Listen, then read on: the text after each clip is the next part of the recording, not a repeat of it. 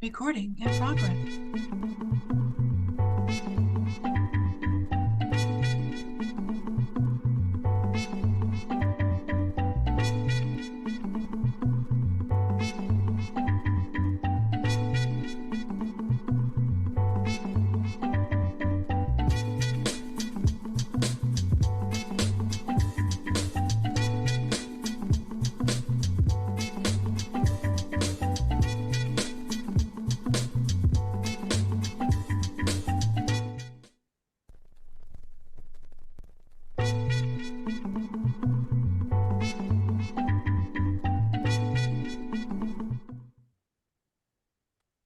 All righty, here we are today again at the Crystal Clear Point Studios with Crystal, and we're at Crystal with Crystal. Crystal Teague at Baruti Spa and Luann Morris at Herbal Lou Apothecary. I used to couldn't say that word, apothecary. No, what? See? And Just now like it just everything. Deborah, just say a pot to carry with a lisp. Apothecary. apothecary. Apothecary.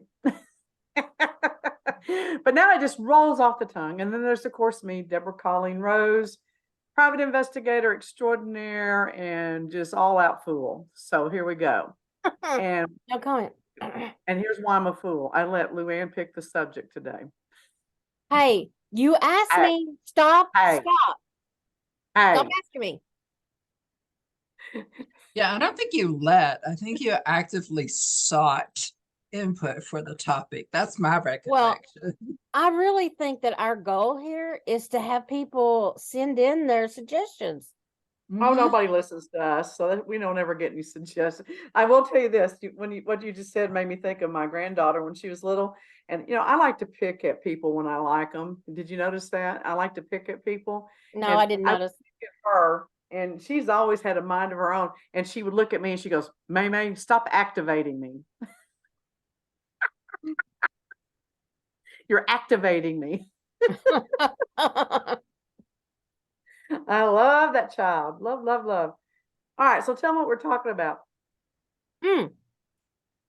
In general, decriminalization, and what does it mean? It means you're not a criminal. Okay, here's the definition. Decriminalization is the process through which the legislature removes criminal sanctions against an act, omission, article, or behavior which is considered a crime. Decriminalization, say that fast 3 times. Decriminalization. It would remain illegal, but the legal system would not prosecute a person for the act. The penalties would range from no penalties at all to a civil fine. This can be contrasted with legalization, which is the process of removing all legal prohibitions against the act. This did come from Cornell Law School. So I didn't just... that same one. So the thing about it is that even though you may not have an act that will put you in jail, okay, or send you to a trial to where there are repercussions, so to speak, doesn't mean that there aren't repercussions. There can be a financial fine. Yeah, they're going to get you in the pocketbook. Or national level, but there's also other repercussions. You may not qualify for a job because they have certain restrictions on that job. For instance, many government jobs, you cannot have a low credit score. If you have a low credit score, you will not qualify for that job. So there are repercussions that are, even if it's not a crime, it's still a crime. Yeah, it could still be repercussions for the things, Definitely. When it comes to the government and the military and stuff like that, one of the reasons why they put such an issue on like the low credit score or misdemeanors, things that are not technically criminal in act, but like minor infractions of the law, because when it comes to influence from internal or domestic or foreign powers, that could put you at risk for subversion, that sort of thing, or they could put pressure on you to try and and obtain state secrets and things like that. I say this as somebody who at one time had a top secret special compartmentalized information. So I had one of the highest um, uh, levels of clearance that you could get at one point in the military or in the civil government for that matter. I can't even technically legally, I had to sign documents when I separated that I can't even write a children's book unless I get it cleared by the Department of Defense first. Well, you know, that's not surprising to me because common sense dictates that certain things are indicative of where a person might have a hole in their character or at least a little gap. And Yeah. so like even in the private sector, when we're doing background checks, even if they come back with no criminal record, if I see that there's a lot of bankruptcies or civil suits involving money, I will tell people, don't put them in a job position where they're handling money. Just Yeah. don't, you know, because that's a weakness there. That's a possibility. And then people get real offended. They're like, are you saying that so-and-so would steal? And I said, everybody will steal under the right circumstances.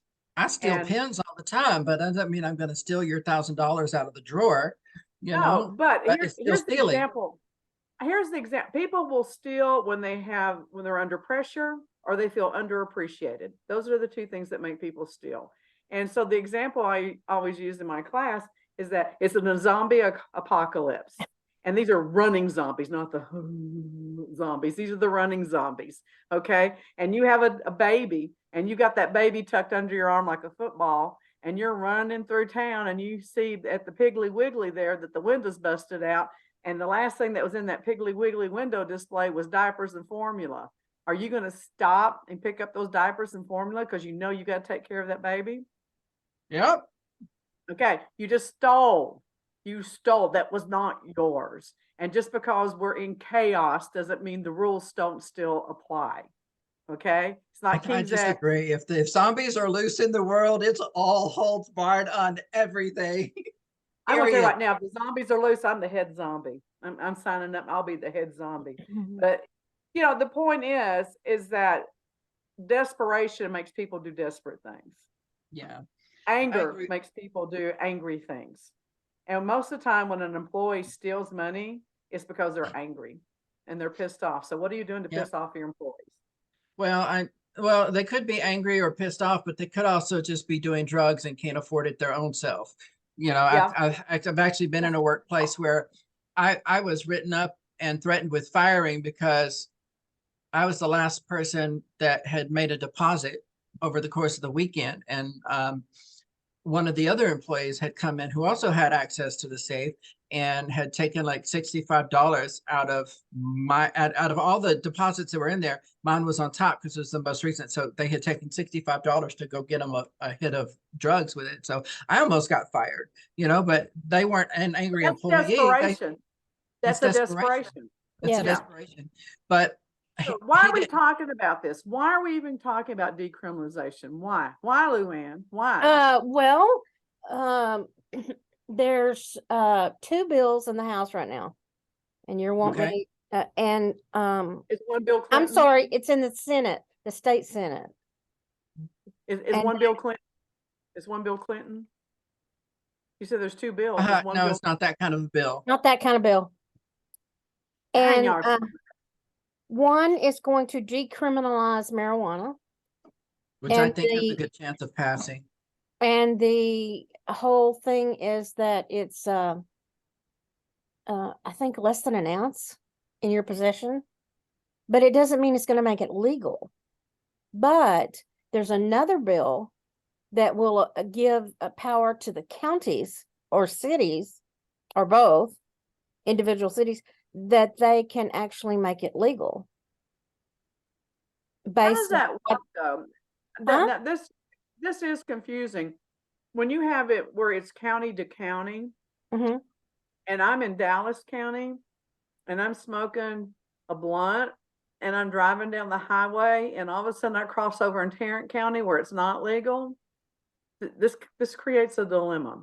You know what I'm saying? No, it doesn't. It doesn't, because as any judge will tell you, ignorance is no excuse for breaking the law. Exactly. So you are the one responsible. And I tell my students in aesthetics all the time, you are the one that is responsible for staying up to date on not only the local, but state and federal laws that affect our industry. You also need to be aware of how those are administrated, because different inspectors, for instance, will administrate things differently. And I know that sounds weird, but you know, but what I tell them is you have to know the actual, not just the intent of the law, but the letter of the law, because you'll have some inspectors that will try to tell you that what you're doing is illegal, but these estheticians, they don't know the law and they haven't really read it outside of what was required to take the state board test. And I'm just like, anytime an inspector tries to tell you something is illegal and you're not sure about, ask them to show you in the law and rule book where it's illegal. Show you, because Well, here's what I don't get. Why is it okay to drive down the street smoking, but it's not okay to drive down the street drinking? And why is it okay to have an ounce or less in your possession, but you can't have an open container in your car? just put a straw in it, put a piece of tape over it, then it's a closed container. That's No, all it's not. That's not the definition of closed container. That actually is the definition of a closed container. And it's been that way in Louisiana for a very long time. And I've seen Not a in lot Louisiana.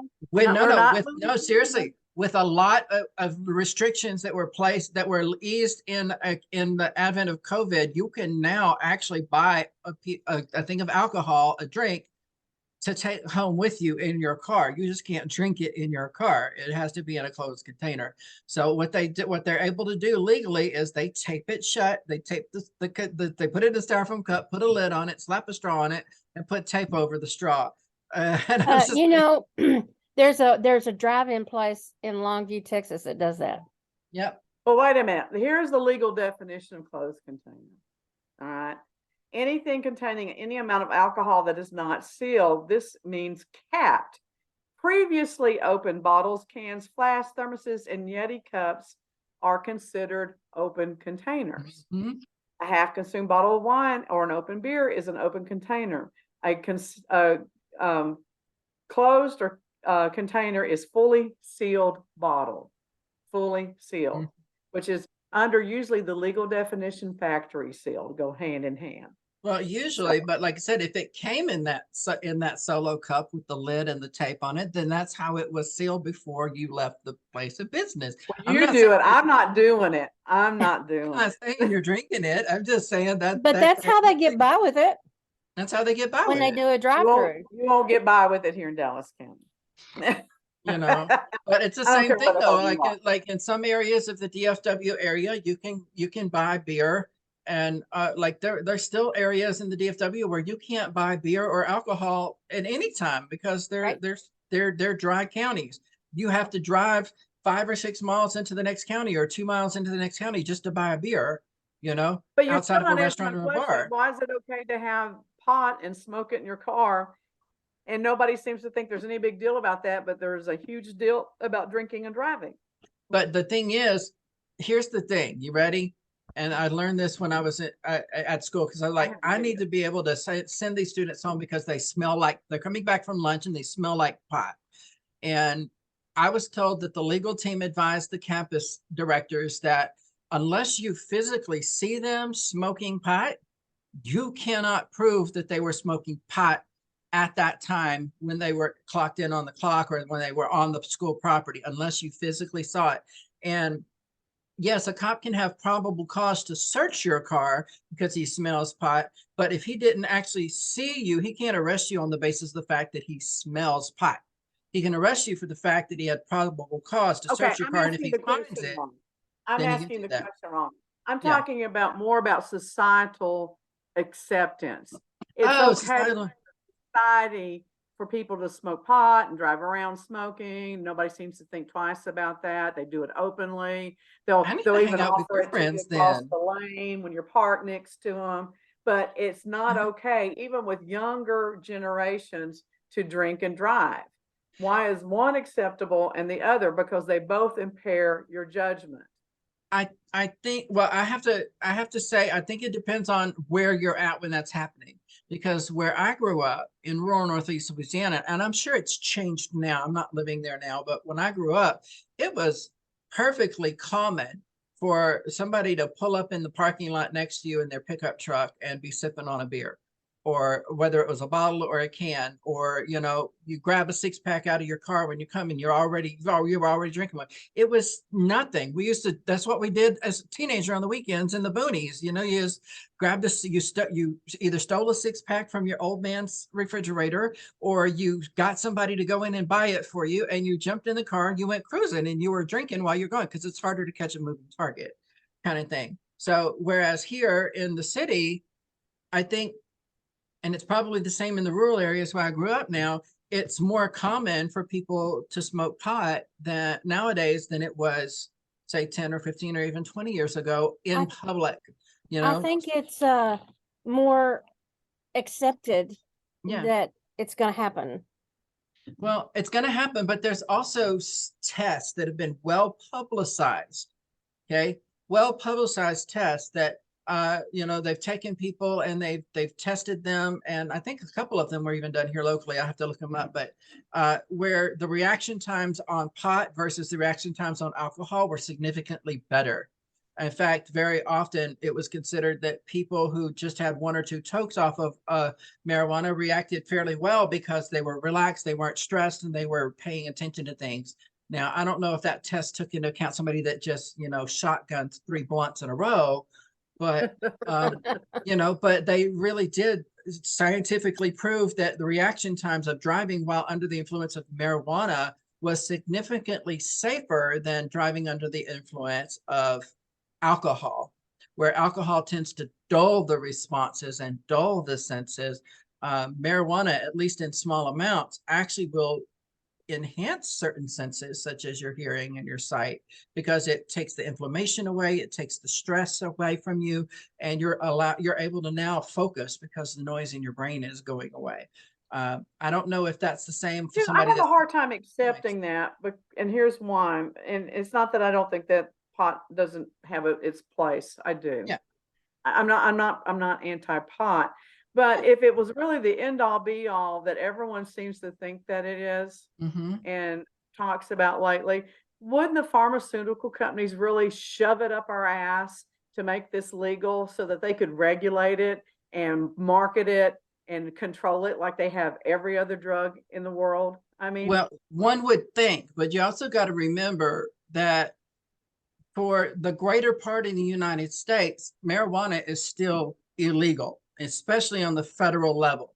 And you've also got to think about this. Big pharma, conspiracy word, big pharma, spends billions of dollars every year on lobbies in the FDA and the Department of Agriculture and in our Senate and Congress in order to get drugs approved and in order to keep certain things off the market. Like, I'll give you an example that happened in the late 80s, early 90s. And this was during the height of the war on drugs in Central America. The DEA had literally spent close to $1 billion in Colombia and other Central American countries teaching farmers how to grow and harvest stevia, which is now a very popular sweetener alternative, right?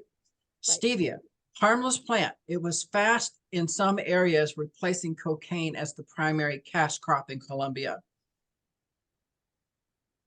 Big pharma, which has a lot to do with things like aspartame, which is a drug that's a major ingredient in, and then the #1 sweetener was like NutraSweet.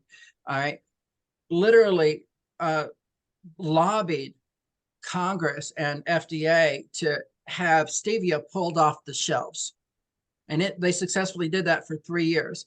The DEA, the Drug Enforcement Agency, turned around and sued the FDA because they had spent these millions and millions and millions of dollars trying to fight the war on drugs. And then here, because of big pharma, all those efforts were reversed. And then these farmers that had been getting out of the drug game were now forced to go back into it.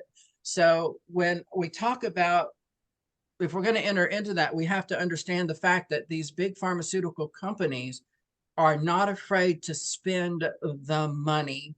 And unlike, 30, 40, 50 years ago, when, a lot of it was hush hush, a lot of it now is right up. I mean, look at Clarence Thomas and the fact that, okay, he's not taking money, but he's taking free trips and private jets and private yachts and vacations over there. He's the Supreme Court judge.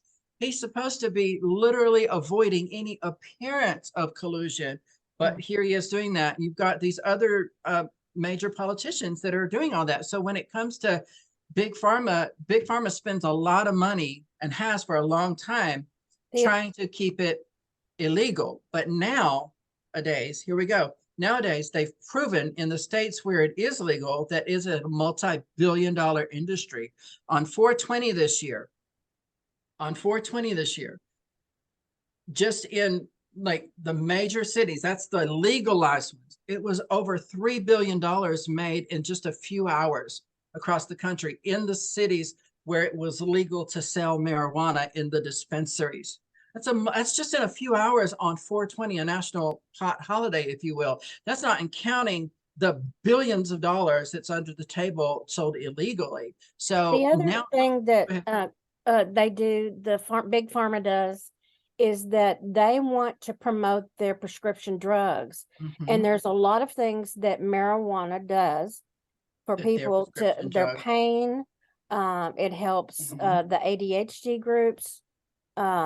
There are lots of different areas where pharma would be impacted on their bottom line because of their prescription medications. Like I'll give you an idea. I have one medication right now that I have to take for my autoimmune. This is after the insurance pays their part, okay? After the insurance pays their part, my copay is $2,800. And in some pharmacies, it's as much as $3,600 would be my copay for this 1 month supply of this medication that is helping keep me alive. Okay. So the fact that other medications, like I have a pain management medication that for years, because pot was illegal and CBD was illegal, I was paying $800 a month for my copay because none of the insurance companies would cover it. And then and that happened for a couple of years. I was paying that sorry, I'm getting emotional. I was paying that every month. And granted, eventually copay cards and discount cards became a thing, and then insurance. And then after, I guess it was like 10 years, finally, after the patent was released, there was generics available. And then my cost went down from $700 to $800 a month to like $380 a month. And then when the generics became more popular, my cost ended up going down to like closer to $200. And then insurance started covering it because now there's generics on the market. And so that $200 plus whatever cost of the drug then became like $120. And then over time, my copay now, depending on the insurance company, is now around $36 a month for that drug. And I now don't have to take it as religiously. If I miss a dose, I can go down to my local CBD dispensary and spend $30 and get a 2-month supply of a CBD pill that will reduce the amount. I was having to take 4 tramadol pills on top of that expensive medication. And that was just to make it through the day. Now I just take that one expensive medication, and I no longer have to take those 4 narcotic tramadol pills a day. I can do by usually with 1. And if they have, because I'm taking the inexpensive CBD from hemp and marijuana now. So that's but why what you're talking about is the result of having people, number 1, inundated with the need, 2, education about what it does, and 3, now we have it all under control. So now we can afford to reduce the cost. And this is really kind of where I was going with this earlier. So let me just go back up for a minute. According to our government CDC, marijuana is the most commonly used drug that affects driving in this country besides alcohol. And it has the same effect that alcohol does. We're not talking about little doses, big doses. We're just talking about overall effect. It does slow down the responses, that type of thing. But what is different is that used to, alcohol was the drug of choice for people under the age of 25. Now pot is. And most of them admit to using it at least a minimum of once a month. So based upon Crystal's story, which I think is a really great example of this, is that while they may decriminalize pot throughout the country, it will still be illegal to a certain level. And this will give the pharmaceuticals the ability to come in, take over that field, that arena, Well, because I we think, can't have people just growing their own shit, right? well, just Because this is the deal. Big Pharma's this is why we trying to can't do make that. meth. We can't make our own meth. Meth is a pain pill. Meth does a lot of things. We can't make our own oxycodone.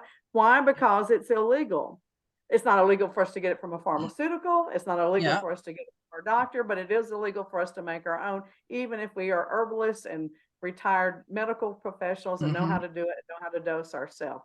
So Yeah. again, this is another way of educating the public, making it more accepted, because think about it. People are in our age group now, 20 years ago, how many of them would have willingly smoked pot, admitted they smoked pot, been proud to be pot smokers? They would have smoked it, but they wouldn't have been saying it out loud because they would have gotten suspended from school. They would have gotten kicked out of college. They would have gotten kicked out of the military. They would have been arrested for saying it. But Yeah, but nowadays, So pot's go been ahead. around a long time. My yeah, it's father been around told thousands me, of years. my father told me about his experiences when he was in Reykjavik in World War II. Yeah, So you're and talking 1943. Yeah, all marijuana's been drugs have been around. around for a long time. I mean, look at Mhm. the Asian community with their drug houses way back, way when in the The opium 1400s. dens. Yeah, the opium dens, and heroin was the drug of choice at the turn of the 20th century, And we especially used in to have poor cocaine in communities. our Coca-Cola, So I mean, let's keep it Yeah, real. whoever screwed that up, thank you very much. Yeah, Americans are not have never been historically afraid of actually taking the drugs. They've just been afraid of getting caught with it. You know what I mean? Well, I mean, let's look at caffeine is alcohol. a drug. Caffeine is a drug, and now we actively go out and seek caffeine because number one, it's legal, and number Mhm. two, we've been brainwashed into thinking it's safe. Well, it's safe in small doses, just like anything else. Oh, Yeah. somebody You know, gave me a caffeine pill. I had just moved to East Texas and I was up for 24 hours and I was having to work. Ephedra. And somebody said, here, take one of these caffeine pills. Holy moly. Okay. Oh, see, now that's another example of big pharma taking things off the shelf, right? Because there's, they had their own stuff on it, and you had ephedrine or ephedra, which Right. is a common ingredient in those no dose or stay awake pills that truck drivers were doing. And, big pharma had those pulled off. The government had there's an herb that detoxes the liver as chaparral. I don't know if y'all have heard of it. I know Luann probably has, but it will detox the liver and the blood at the cellular level, making it nearly impossible to detect pot and coke and heroin use in the bloodstream, leaving only like the hair strand test that they can actually legitimately use. And a lot of people can't do that test because it's expensive. So the government actually had chaparral successfully pulled off the market for close to 10 years because of that. When we start talking about big pharma and government interference and legalization versus decriminalization, we got to also remember in the overall scheme of the universe, it wasn't that long that alcohol was fully illegal, Yeah. and it wasn't that long ago. I mean, and here we are now, a lot of things that were decriminalized or legalized even, we're now seeing a thing where a lot of things that we're trying to a headway that we've made in legalizing or decriminalizing things, some of those things are being attempted right now in both our federal and state legislatures throughout the country to be re-legalized or recriminalized, delegalized or recriminalized. That's the word I'm looking for. I mean, heck, you've got a lot of states that are trying to criminalize just being certain types of people, and well, how stupid does the government think that we are as a society when they go and make laws like say you have to wear your seatbelt? I mean, oh, the do y'all government. remember the uproar when that happened though? Yeah, it was Oh my crazy. God. People were up in arms. I remember I was just a little kid when that Well, happened, when the federal government said you have to wear your seatbelt. It's federal law now. Oh my God, you would have thought we were taking away everybody's civil liberties and freedom. And in a sense, we were, but at the same time, it was the needs of the many outweighed the goods of the few. no. Okay, let's get into it. Yeah. No, I don't need someone telling me what I need to do to be safe. All right. We already had rules and regulations in place on how to put the child safety seats in there. The children had Yeah, to be buckled up because obviously there are some stupid people in this world that don't know how to take care of children. yeah. But I honestly do not need anyone, especially something without a face called big government, telling me Mhm. I need to buckle up and put my seatbelt on. I am allowed to make a decision that if I want to go headfirst through my windshield and die, that's my choice. Get out of my Well, that's life. fine. Well, you know what? Aristotle said, if you feel a law is unjust, then break it. But he also said that you also need to be prepared to deal with the civil penalty for doing so. Because And if you I did, truly, and I did. I yeah, did. The first week that went into effect, I refused to put my seatbelt on. I got 3 warnings. On the 4th warning, yeah, I got a ticket. I paid it, it's and I told them how unhappy I was. it's I like just all this. think, Mhm. well, wait a minute, wait a minute. So Go ahead. I think what we see here is that we have confused groups of people. On one hand, they think that it's the government's job to protect us and to tell us what to do until they tell us to do something we don't want to do. Bingo, right there. And Right then we get all, fucking I there. don't want the government telling me crap. I want them to fix my streets. I want them to make sure that our children are safe and have a good place to go to school. And then I want them Mhm. to get the hell out of my life. I am very libertarian by nature. Yeah. Uh, and that's how I identify. Unfortunately, I am also smart enough to know we need a little bit more than that.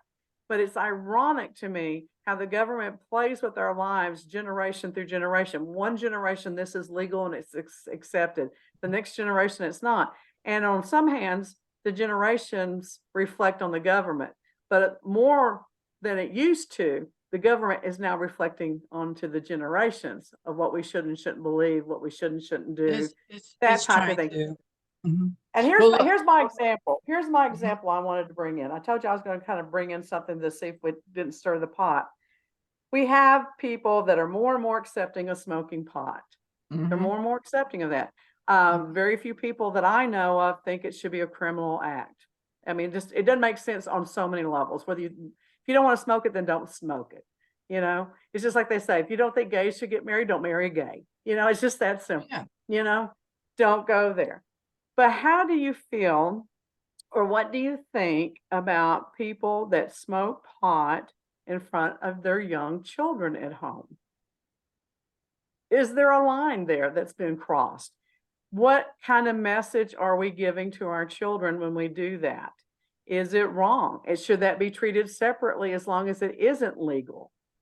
I have thoughts, but I'm gonna let Luann share hers first because Well, we've both been talking a lot. Poor Luann, she just is so sweet and innocent. She just gets that's overridden. I me, watch her sweet and face and make innocent. sure that we're not going off the rails. When I look at her face and go, okay, we're okay. Um, when I was raising children, um, my goal was what kind of an example can I set as a parent? And if I don't set an example of abiding by the rules and following the law, then Mhm. what am I telling them? That it's okay to break the law? I know that my children break that law that we're talking about for marijuana. I know that they break that law. At least one of them does. But they're an adult now. That's their decision. As a child, I did not want, if I never smoked marijuana, but if I had, it would have not been in front of my children because it was Mhm. illegal. You know, I drank, but not in excess ever. Mhm. And I usually didn't like drinking in front of them because I didn't want them to get the impression that, wow, mom drinks, it's okay to drink. I didn't want to share with them, so I wasn't going to drink in front of them. But I think it just depends on what your reflection is of your job as a parent. Is it your job to help Mhm. them survive their foray into the community, into adulthood, into being a law-abiding citizen? I mean, where do you draw the line? Mhm.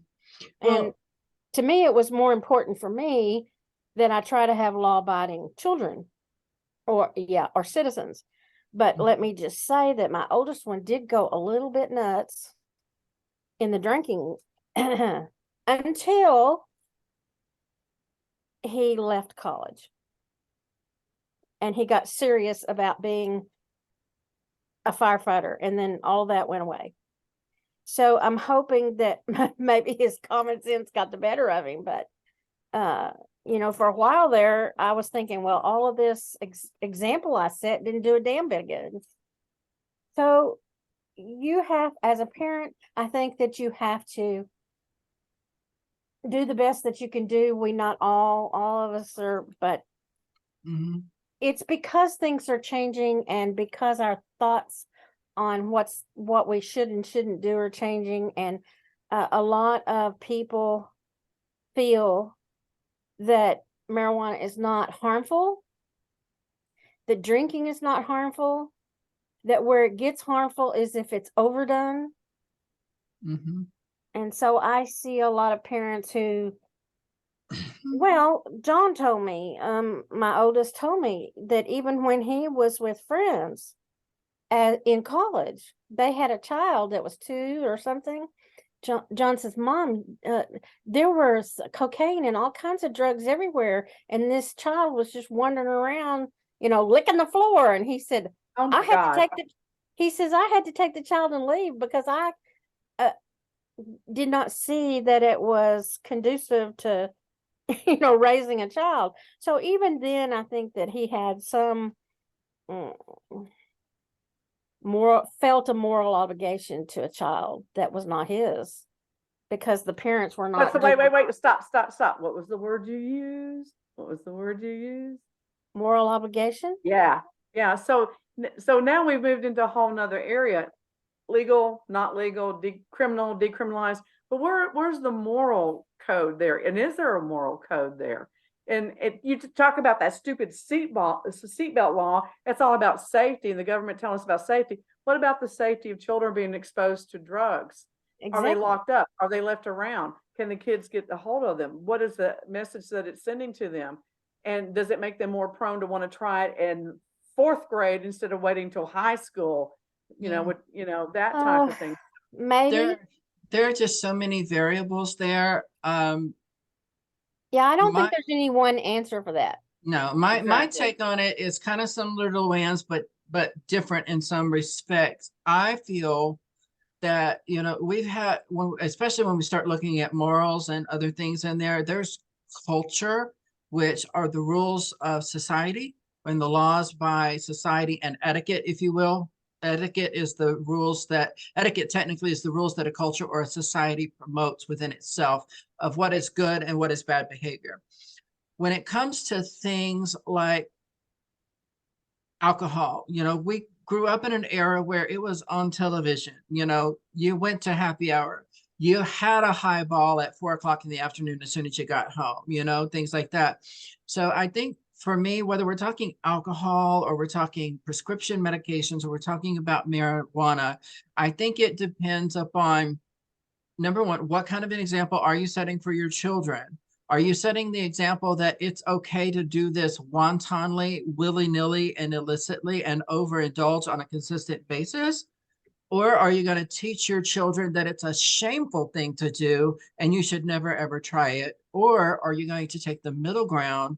And if you're going to do it, at least exhibit to your children the responsible use of alcohol or the responsible use of marijuana or prescription drugs, just like you would when you're explaining about sex. You know, there's proper ways to do it that are respectful of the people. There's improper ways that are illegal and hateful, you know, and what are you going to say to your children? I mean, unfortunately, I was exposed to pornographic magazines at a very young age, you know, 5, 6, 7 years old. You know, neighbors had them laying around. People, my friends' parents had them in their nightstands, and my friends would be like, oh, here, look at this nasty magazine, you know. But at the same time, you know, my grandfather routinely would open up a beer and pour it into the barbecue sauce and then say, hey, you want a sip? You know, and I can remember my stepdads, my uncles actually giving my little 3-year-old sister, you know, sips of beer and wine, to the point that she was falling down drunk at 3 years old, you know, which explains a lot about what's going on with my sister now that she's an adult, you know, bless her heart. But at the same time, again, that to me, I guess I guess for me, it makes no difference whether we're talking about art, whether we're talking about nudity, drugs, alcohol, just anything that life has to offer. You are the parent. You describe the culture and you teach the etiquette to your children about how you want them to interact with the world around Well, them. And you are you going know, to do it going to an R-rated responsibly or movie is not irresponsibly? illegal. Huh? Going to an R-rated movie, it's not illegal. However, when you get your 12-year-old child, or was he 13 at the time, and he wanted to go see this, and so I had inquired about the movie, and I decided from my research he doesn't see anything worse, or but we always talked about. And so I took him to the movies, and I paid the ticket, and I took him inside.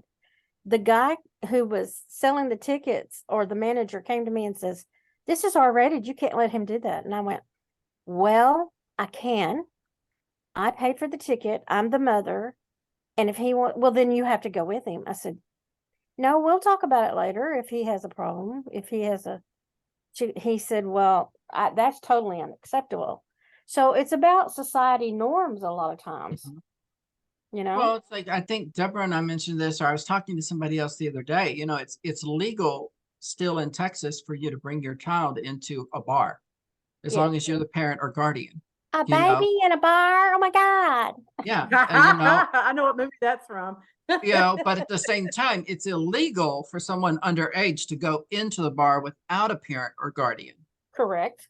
Okay. And so I think, regardless of what society and the government ends up doing when it comes to legalizing or decriminalizing marijuana, just for example, right now they're trying to criminalize an art form in many states, but especially here in the state of Texas. And my thing is very much what Deborah said earlier. Then don't take your child to do it. Don't take your child to see it. If you don't approve of it, if you're not Correct. gay and you don't want to marry a gay, then don't marry a gay. Right. Well, you know what? Right I'm not now, gay, but I married a gay. you But you did. didn't know. Yeah. I mean, Well, like, I let's had face it, like suspicions. literally, did y'all see this the other day? This kind of relates, but it's slightly off topic, but it still relates because it has to do with criminalizing or decriminalizing art forms and people. A school in San Antonio School District, Independent School District, was scheduled to take a group of children to see the play James and the Giant Peach, an innocuous play. It's geared for children 6 years of age and up, with the theme matter. And I guess at the PTA or the school board meeting or whatever, I guess one parent stood up and questioned the age appropriateness of the material being presented. And it's simply because it's a small theater, so multiple people are playing multiple roles. And because some of those roles would be women playing men characters and men playing female characters Oh, how in a children's stupid. play, the How school fucking board then issued an edict that because questions were raised about the age appropriateness of the material, we will not be going to this field trip. And I'm thinking like this, whatever happened to when we were in school and you had to sign a permission slip for your child to go? You parented, you made a decision about whether you wanted your child to go on a school-related activity.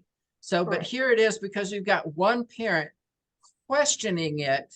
Now that person and the school board is dictating what all the other parents are wanting their children to be exposed to. And that's just a microcosm of what's going on in states like Nashville or Tennessee. And you know when this started, don't you, Crystal? Do you know when this started? Do you know when all this started? When they made us put on those damn seat belts. Personally, I think it was when they forced us to pay for car insurance on our vehicles, because literally, I remember my mom for $480 could get, she used to get for like 4 years, for like $480, she get 4 years of no fault insurance. And the minute they forced everybody in the country to have insurance, all of a sudden that same $400+ barely got you 6 months of liability, much less no fault insurance.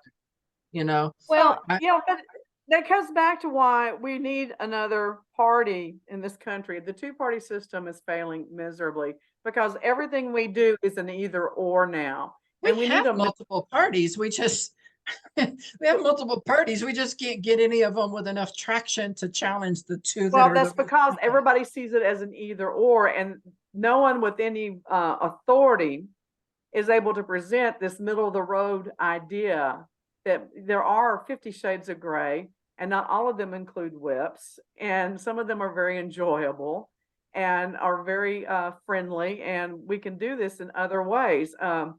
I was watching the stupid Netflix show. And here's another thing I want to bitch about one day. One day we're going to talk about how these stupid streaming channels bring out these series and they give you 8 episodes and then that's it. And you're like, I was streaming that. I need more, and then you don't even know if there's going to be a second season or any of that. So I've got a rule now. I don't watch anything unless it's got 4 seasons already up because that's just ridiculous. What's But even worse, Deborah, are all of these networks who will buy 13 or 26 episodes. Remember when a season was 26 episodes and now you're barely lucky if you get 8 or 10 or 12? But they will order 13 episodes of a program and then air 1 week of it and go, oh, canceled. And you never get to see the other 13 episodes. I'm like, but anyway, this series is really good, and I think it makes some really valid points, even though it simplifies things, and it talks about how things change in our government within 10 minutes, and we're going to war, and 10 minutes later, now we're making alliances because it has to do with the way that the world perceives them. And one of the things in this series is that this woman was appointed ambassador. Within 6 hours, they were ready to fire her. But because they did a Vogue centerpiece with her and got it up on the web within 12 hours, they couldn't fire her anymore because she became the Deb of England, And I'm like, this is so stupid, but it's real. It's so real. This is the way our world works now. It's all based upon perceptions. have y'all seen the perception is that pot is good, alcohol is bad. Pot is part of the metaphysical, shamanic, generational heritage, which if they look at that, the shamans did not go around smoking doobies all damn day. That's not what they did. It was simply for a special occasion.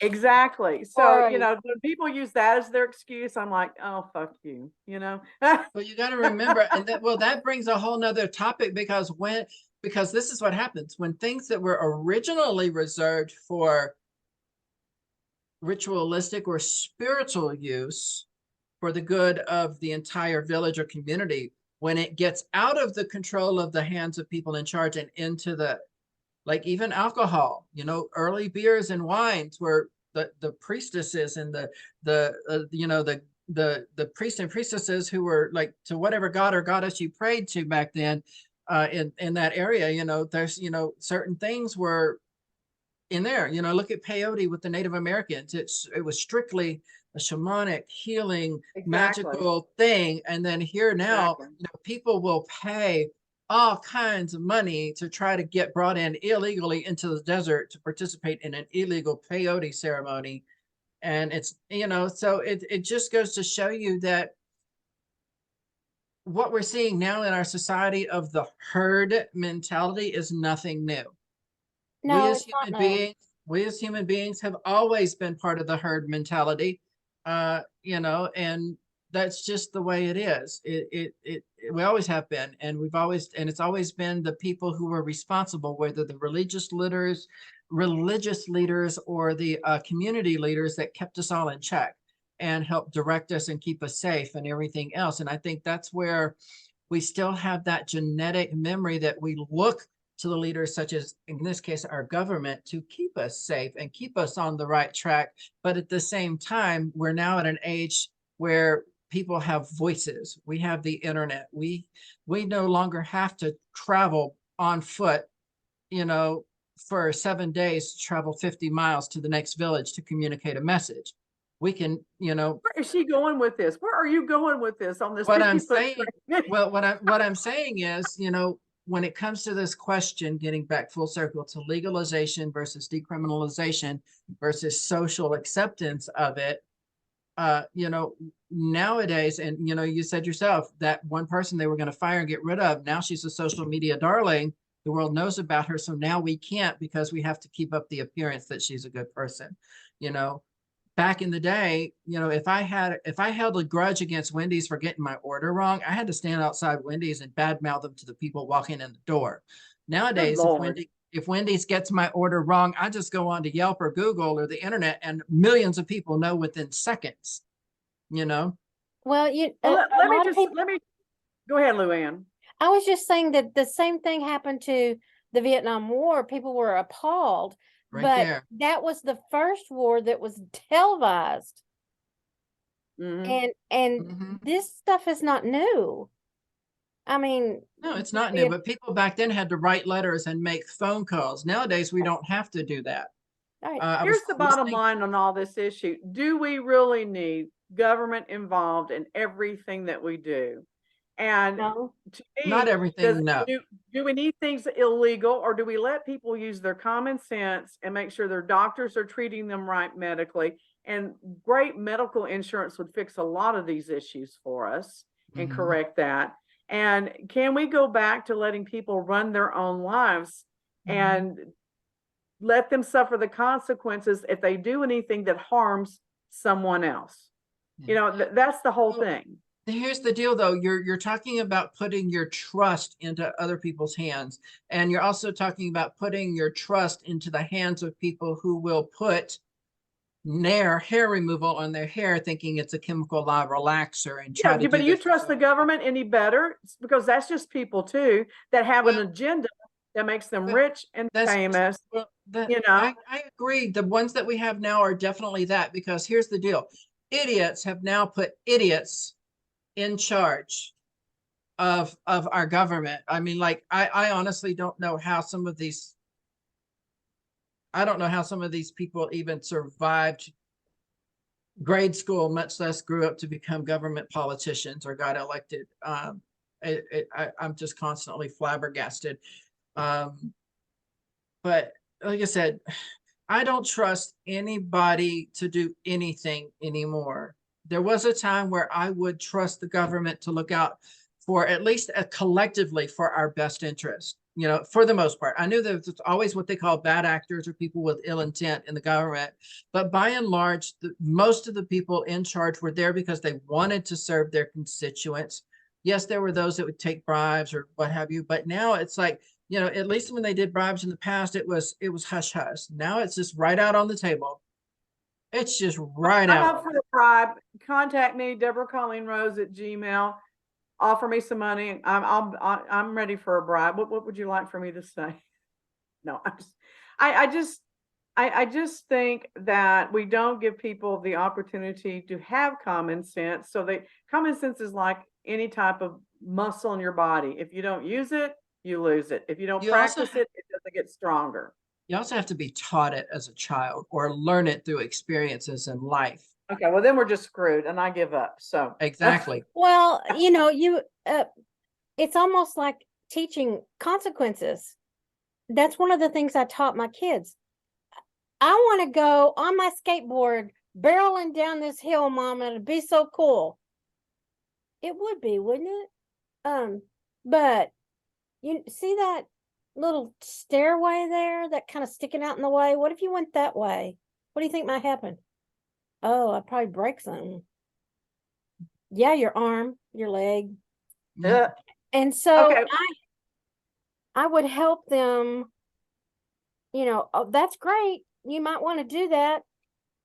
Sure, go ahead. But in the meantime, here's what might happen. I thought I was doing that with my children as well, only to be informed this weekend that by pointing them out, I made my child anxious because I painted the worst case scenario for them all the time. And that's all he could think about now was the worst case scenario. And instead of educating him, I was just making him a nervous wreck. So go figure. And see, and I grew up in the era where parents they didn't tell you, oh, if you jump in that lake unsupervised, you might drown. My grandfather actually picked me up and threw me in the lake. Yeah, because if you And drown, you weren't worth saving. It told me it's either sink or swim, period. End of Exactly. subject. I've used this analogy with people in the past, and it's like you can tell a toddler all you want. You can tell them 100,000 times that that fire is hot, it's going to burn. All they're seeing is it's pretty, it's warm, it dances, it moves. They're not going to believe you until they actually get burned. Now, I'm not saying take your toddler's hand and stick it in the fire and burn them. What I'm saying is children learn from experiences. And if you don't let them fall and pick themselves up, I agree then with that they too. don't learn. They don't That's what I learn. tell people all the time. And here's the example I give them. I said, if you don't let that kid walk and fall down a couple of times, when it comes time to graduate from school, you're going to have to carry them across that stage to get their diploma because they never learned to walk. Yeah, So when let I them had my fall. first car wreck, my grandfather's like, make that child get back in that car as quick as possible. Because if you don't, they'll never drive again. All right, Luann, give us a closing thought because obviously I cussed a few times today, so I'm not in my best frame of mind Well, today. you know, You cuss a few times the every day. closing What are you thought talking is, about? No, I don't. Not all the time. I think that we all agree that government kind of pokes their nose in where it shouldn't be. But where do you draw the line when you have people who have either not learned what common sense is about or what consequences were about, or just have grown up kind of willy-nilly, is what I call it. Willy-nilly. And their parents are like, well, you made whatever you made. And so I don't know what the answer is. I don't think any of us do. And as far as things, because I feel like I have common sense, I'm like, legalize that crap. Go ahead. Let's collect the taxes. Maybe we can straighten some things out when people aren't having to hide it, and we can put them into programs. I have one request though. I do have one request. What's that? Can they like propagate it or rebreed it or whatever it is you do to it to where it doesn't smell like skunk? That some of that no, crap. there's a lot of variations out there that don't smell bad. Some of them smell quite nice. Well, that Nowadays. skunk one has got to go. It makes me gag. It's because it's cheap and it's illegal. I have my final thoughts really quickly. Well, go ahead, Missy. The odds of being involved in a motor vehicle crash when driving stoned are approximately double those of sober driving, but significantly less than the 10 to 15 times increase when driving with a blood alcohol concentration of 0.1. It's not an either or, Crystal. It's the fact that it does have problems. It's not. It does. I'm just saying it's less likely. It's just like you can't take a prescription medication to drive. It says on the label, do not operate heavy machinery. Don't get on that bulldozer. Don't get on that. Well, in Canada, it also has pictures of cancer and other things on the cigarettes, but people still buy cigarettes every day. It's because people will make their own choices. Stupid people are going to do stupid shit, no matter how many rules there are in place. And that's the final thought of the day. See, you bought exactly what I was selling. Don't be stupid. Be Luann. If you can't be Luann, then don't be anything. If you can't be anything, be me. Don't be stupid. Don't be stupid. All right. So where can we find you, Luann? Not to hunt you down, but if we want to buy your products or ask you a question. You can find me at herbal-lu.com. That's HERBAL-LU.com. Or you can email me at herballu1105, HERBALLU1105 @gmail.com. And look, don't send Luann questions like, is Deborah really that crazy? Or is Deborah really that ornery? If you have those kind of questions, send them to me. I'll answer it. Hell yeah. I only want you to send me things that say, I want to hear you talking about blah, blah. I want to hear you talking about. Yeah. Whatever it is. I do have one more question before we go to Crystal. What the hell are you doing? Nanya? Yes, it is. What are you doing? You're I'm unwinding a light. Well, I'm so glad that we could drop in on you on your busy day and share that with you. Hey, I was having trouble concentrating, and sometimes when I multitask, I can concentrate on one thing better. Okay. All right. All All right, right. Crystal, where can we find you in Baruti Spa? At www.barutispa.com or at Baruti_spa on Instagram or at Baruti Spa on Facebook. Now, Crystal didn't tell you this on is it May 13th, honey? May 13th, yes.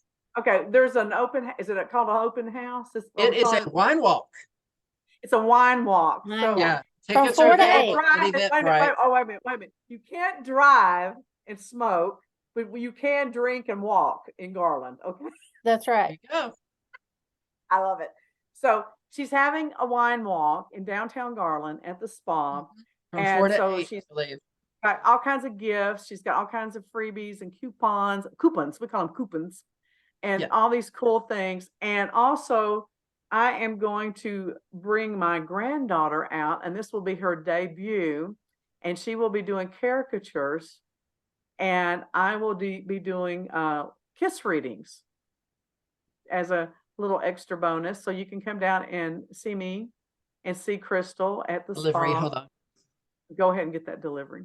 Yeah. And so I'm Deborah Colleen Rose, Investigative Solutions Group Unlimited, private investigator. And God love me, I used to be a spiritual coach, and I just don't think I'm capable anymore. You people have worn me out. And we have Miles of Smiles events where we do interactive entertainment with fortune telling and essential oils that are customized and handwriting analysis. And we've got comedians now, and we have a children's clown and Violinist. Oh, And and we we have have a- makeup now at Baruti Spa. yes, and Baruti Spa will be part of our wedding services that will be starting soon. We'll be offering makeup and reflexology and all kinds of specialized wedding and shower services as soon as I get my crap together and get the website updated. So I can get you backless dress ready in as little as 5 months. there you go. So, all right, Bring me we that will see back, y'all you next baby. week. You can email us and let us know what you want us to hear us talk about, or if you want to come join us and be a part of this chaos, feel free. We'll put you on. Yeah. We're an equal opportunity crazy people. Offender. Yeah. All right. Everybody say bye. Bye. Bye.